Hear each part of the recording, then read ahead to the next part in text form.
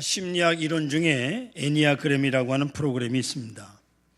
기회가 있어서 몇 시간 강의를 들은 적이 있는데요. 헬라어로 9이라고 하는 숫자를 애니아라 그럽니다. 여기에 무게단인 그램을 붙인 복합어가 애니아그램입니다. 아주 상식화된 이론인데요. 인간의 본래 본성은 순수하고 다 같은 존재로 태어났다는 겁니다. 더더욱 하나님의 형상으로 태어난 인간은 다 똑같아야 할 것입니다.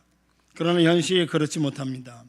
직면하는 냉혹한 현실에 적응하기 위해서 변하고 또 발전하여 대체로 보아 9가지 유형으로 나타나게 되었다고 하는 것이 이 이론의 전제입니다. 이 이론으로 사업하는 사람들은 이 이론을 수행지침으로 삼기도 하고요. 혹은 우리가 이 세상을 살아가면서 어떤 존재로 또는 어떤 인간관계로 살아야 성공적으로 살 수 있을까 하는데 이 이론을 적용하기도 합니다. 특별히 가정생활, 자녀 교육, 사회생활 전반에 거쳐서 이것을 알고 적절하게 대처하는 것이 지혜로운 것이다 라고 하는 것입니다. 그렇다면 이 9가지 유형이란 대체로 어떤 것인가? 첫째로 개혁자형이 있습니다. 고도의 윤리성을 지닌 유형입니다. 도덕적으로 완벽주의를 기하는 사람입니다. 아주 성실하고 정직합니다. 그러나 아시는 대로 정직하고 성실한 것까지는 좋은데 이런 사람들에게 편협합니다. 그것이 약점입니다. 자기 하나는 정직한데 다른 사람과 관계가 원만하지 못합니다. 둘째로 협조가형이 있습니다. 감정이입이 잘 되고 애끓는 마음이 풍부합니다. 뭘 하나 보면 얼마나 아름답게 표현을 하는지요. 근데 이건 좋은데 이 사람 너무 감정적이라 의지가 약합니다. 때때로는 지성적이지 못할 때도 있습니다. 세 번째가 동기부여자형입니다. 이 사람은 자신감이 있고 야심적이고 최고가 되려고 하는 사람입니다. 항상 최고가 되겠다고 그런 사람인데 그런데 고집이 셉니다. 그래서 또 힘든 유형이 바로 동기부여자형입니다. 네 번째로 예술가형이 있습니다.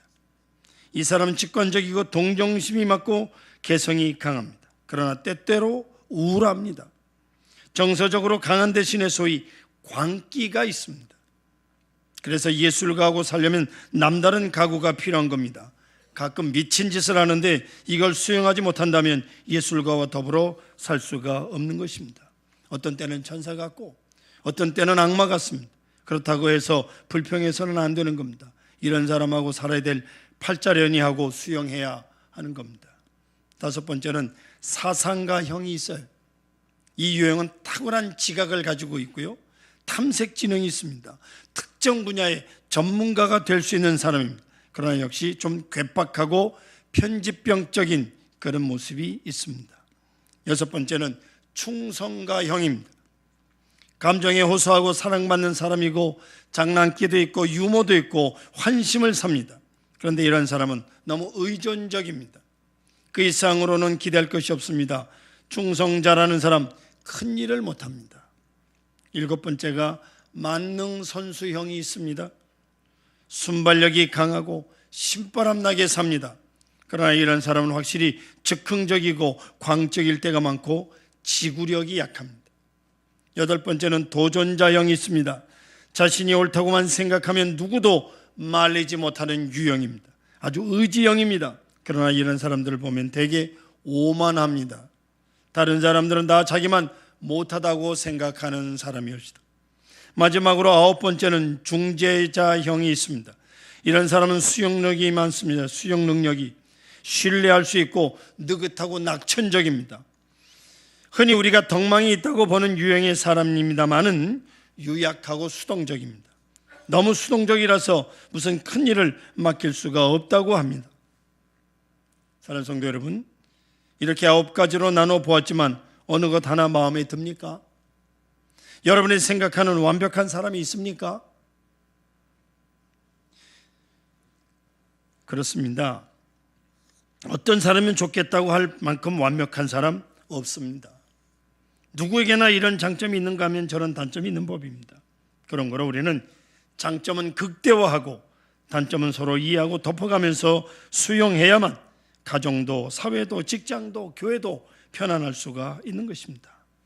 자기 자신을 볼 때 자기 장점을 극대화할 것이고 단점은 줄이도록 노력할 것이지, 결코 무슨 단점이 있다고 해서 나는 쓸모가 없다든지, 나는 교양이 없다든지, 나는 구제불능이라든지 이렇게 자신을 비하할 것이 없다, 그 말씀입니다.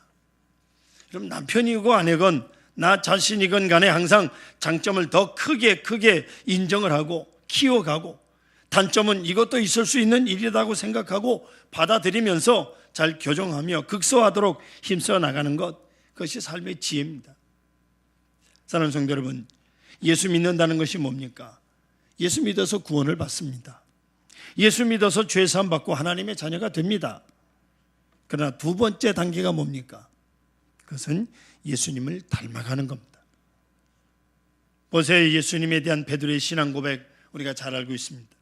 마태복음 16장 16절에 보니까 주는 그리스도시요 살아계신 하나님의 아들이시다 라고 베드로가 고백합니다. 아주 귀한 고백이에요. 주는 그리스도시요, 잘 보세요, 주는 제사장이요 살아계신 하나님의 아들이십니다. 주는 선지자요 살아계신 하나님의 아들이십니다. 주는 왕이시요 살아계신 하나님의 아들입니다 라는 뜻이 옳시다. 왕, 제사장, 선지자, 여기 다 그 모습, 예수님의 모습이 담겨져 있습니다. 주님은 우리의 큰 역사를 이루셨습니다. 십자가에 대신 죽으셔서 자기 피로 제사를 드려 우리를 죄를 사해 주셨습니다. 그런 제사장적 기능을 이루신 겁니다. 그런가 하면 동시에 우리를 가르치시는 선지자이십니다. 율법에 대해서 가르치고 자기 자신에 대해서 가르치고 가치관에 대해서 가르치고 모든 것에 대해서 가르치십니다. 가르치시는 분 동시에 본을 보여주신 분입니다. 그리고 그분은 왕이십니다. 그분은 지금도 살아계셔서 우리와 우리의 심령과 우리의 세계와 역사를 주관하고 계십니다. 다스리는 분이십니다. 왕이십니다. 네, 오늘 본문을 통해서 예수님의 선지자적인 문제를 저는 생각하려고 합니다. 주님은 우리에게 말로만 가르치신 것이 아닙니다. 행동으로 보이셨습니다. 어떻게 살아야 하는지, 무엇을 위해서 살아야 하는지, 그리고 어떻게 죽어야 하는지까지 이 모든 것을 주님께서 가르쳐 주셨습니다. 이건 절대로 비참한 일이 아닙니다. 이것이 행복의 길이요, 이것이 잘 사는 길이요, 이것이 가치 있게 사는 길이기 때문에 옳시다. 극단적으로 말하면 행복하게 사는 길을 가르쳐 주셨고 모범을 보이셨습니다. 주님은 우리의 생의 패러다임이 되시는 분입니다. 이론적 틀을 제시하셨다, 그 말입니다. 우리의 성품, 우리 인간됨의 모범을 보이셨습니다. 그래서 오늘 본문 5절에 보면 그리스도 예수를 본받아라고 사도 바울은 말하고 있습니다. 너희로 그리스도 예수를 본받아 서로 뜻이 같게 하여 주사라고 말이죠. 여러분, 예수 믿고 중생하고 나면 이제는 성화의 과정을 일생을 사는 거예요. 우리가 일생 살면서 성화 거룩해져 가는 거예요. 주님을 닮아가는 겁니다. 꾸준히 그리스도를 닮아가는 겁니다. 닮아간다고 해서 우리가 예수님처럼 병 고치고 예수님처럼 33살에 죽어야 되고 예수님처럼 십자가를 져야 한다 하는 형식적인 문제에 매일 필요는 없습니다. 중요한 것은 예수님의 성품입니다. 예수님의 인간됨입니다. 그 사람됨을 우리가 본받아 가야 하는 것입니다. 이에 대해서 사도 바울은 오늘 본문에 요약해서 몇 말씀으로 우리에게 교훈을 하고 있습니다. 예수 그리스도가 누구신가? 예수님께서는 우리 죄를, 우리의 약점을 담당하신 분입니다. 그러므로 사도 바울은 본문에서 뭐라고 말씀합니까? 1절 보십시오. 믿음이 강한 우리는 마땅히 믿음이 약한 자의 약점을 담당하고 자기를 기쁘게 하지 아니할 것이라고 말씀하고 있습니다. 약한 자의 약점을 담당하고, 이 담당하고라고 하는 말씀이 아주 중요한 말씀입니다. 또 강한 자는 어떤 자를 강한 자라고 말합니까? 권력이 있는 사람? 정치가입니까? 돈 많은 사람이 강한 자입니까? 씨름 선수나 레슬링 선수가 강한 자입니까? 그런 것을 말씀하는 것이 아닙니다. 정말로 정신적으로 강한 자, 인격적으로 성품적으로 강한 자를 말하는 것입니다. 어떤 사람들일까요? 세 가지로 요약하면, 첫째, 이해에 있어서 강한 자가 바로 진정으로 강한 자입니다. 내가 넉넉하면 다 이해할 수 있습니다. 이런 사람도 이해하고 이런 환경도 이해하고 저런 것도 다 넉넉하게 이해할 수 있습니다. 이게 강한 사람이에요. 그저 조그만 일에 걸려 넘어져서 오해하고 원수 맺고 울고 짜고 절망하고 한다면 그 약한 거예요. 도량이 밴댕이 속 같다고 하면 그건 약한 거죠. 약해서 민감한 겁니다. 그래서 만사에 아르레기 반응을 일으키는 겁니다. 이게 약자의 모습이에요. 강한 사람은 언제나 넉넉합니다. 놀랄 것도 없고 호들갑 떨 것도 없습니다. 좋은 사람도 사랑하고 못된 사람하고도 같이 지낼 수 있습니다. 이해를 하는 것입니다. 언제나 상대방을 깊이 이해하고 또 역사의 의미도 이해하고 환경이 말해주는 방향도 이해를 하는 거예요. 그 이해하는 마음이 넉넉한 거예요. 이게 강한 사람입니다. 여러분, 우리가 자녀들을 이해하지 않습니까? 왜? 내 뱃속에서 나오고 내가 길렀으니까. 아이들이 뭐 어쩌고 저쩌고 해도 어른은 어른스럽게 그걸 다 이해를 해야 하는 겁니다. 두 번째로, 강한 사람이라면 또 깨달은 바 진리를 자기 생활 속에 구체화할 줄 아는 사람을 강한 사람이라고 말하는 겁니다. 이 능력 있는 사람이, 여러분 오늘 예배를 드리면서 하나님의 말씀을 듣고 바로 그렇다, 그런 거로 나는 이렇게 살아야 되겠다고 적응할 수도 있고 구체화할 수 있는 능력이 있습니다. 그런 소화 능력이 있는데 어떤 분은 이걸 못합니다. 무슨 얘기인 거 아니? 설교를 들으면서 이 말씀은 누군가 꼭 들어야 되는데 하고 다른 사람을 떠올립니다. 오늘 그 사람이 왜 안 왔지? 다른 사람을 왜 떠올립니까? 말씀을 내가 듣는데. 진리는 진리대로, 신앙은 신앙대로, 행위는 행위대로, 성품은 성품대로 따로따로 사는 사람이 있어요. 전에 있던 교회 권사님이 나이가 많아서 앞이 잘 안 보이십니다. 딸하고 같이 사는데 아침에 뭔가 일하는 아줌마가 속을 긁어놨는지 이 권사님이 막 소리 지르고 막 그러더래요. 따님이, 어머니 새벽기도 가서 은혜 잘 받고 와가지고 왜 그러십니까?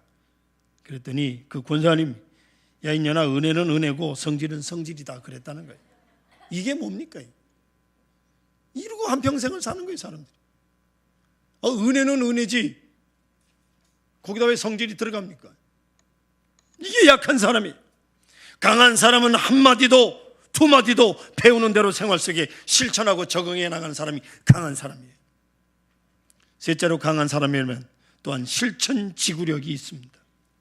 알기는 아는데 행하지 못하고, 사랑해야 될 줄 알면서도 사랑하지 못하고, 용서해야 될 줄 알면서도 용서하지 못하고, 용서했다가도 비슷한 일이 또 생기면 다시 원점으로 휘청휘청 돌아가 버린다면 이게 약한 겁니다. 강한 사람은 한번 시작했다면 끝을 봅니다. 요즘 날씨가 추운 건 사실입니다. 새벽 기도 때 보니까 많이 줄었어요. 날씨가 춥지만 그러나 날씨 때문에 내가 일생을 걸고 한 맹세를 여기서 굽힐 수 있습니까? 누가 가로막을 자 있습니까? 날씨요? 좀 이길만 하지 않습니까? 이럴 때 우리가 한 약속, 그것을 못 지켜서 쓰겠습니까? 실천 의지, 그게 문제입니다. 대학을 공부하고 석사, 박사 공부하는 것 시간이 상당히 많이 걸립니다. 5, 6년 수고해서 마지막 논문을 쓰는데 이게 잘 안 됩니다. 해야 되나 말아야 되나, 박사를 해도 취직하기가 쉽지 않은데, 그러나 보세요, 박사 어렵지요. 취직도 어렵지만 시작을 했으니 끝내야 되지 않습니까? 시작한 걸 끝내지 못하면 한평생 그것 때문에 아무 일도 못하는 겁니다. 지금까지 5, 6년 수고한 것이 아까워서라도 마저 해야 되지 않습니까?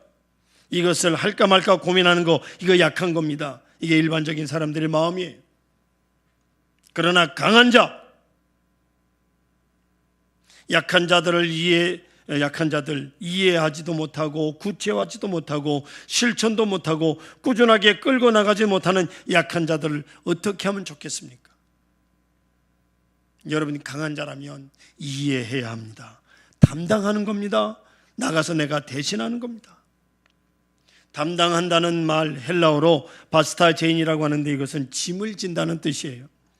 그의 짐을 내가 대신 자발적으로 자원한 마음으로 지는 겁니다. 이사야 53장 말씀입니다. 그는 실로 우리의 질고를 지고 우리의 슬픔을 당하였거늘 그가 징계를 받음으로 우리는 평안을 누리고 그가 채찍에 맞음으로 우리는 나음을 받았도다라고 말씀하고 있습니다. 여러분 보세요. 내가 맞을 것을 주님이 맞았다 그 말이에요. 내가 받을 비방을 주님이 받았다 그 말입니다. 그 성품이 바로 그리스도의 성품이에요. 그리스도의 마음, 바로 담당하는 마음이옵시다. 책임을 대신 지는 것입니다. 이것이 그리스도의 마음이에요. 오늘날 자녀들의 가출이나 비행이나 또는 가정 불화를 보세요. 누구의 책임입니까? 부모들은 말합니다. 나 책임 다 했다고요. 밥을 안 줬냐, 옷을 안 줬냐, 학비를 안 줬냐, 나는 내 할 일 다 했고 너는 내 할 일이나 해라, 남들 다 하는데 너만 유독 힘들어하느냐고 핀잔을 줍니다.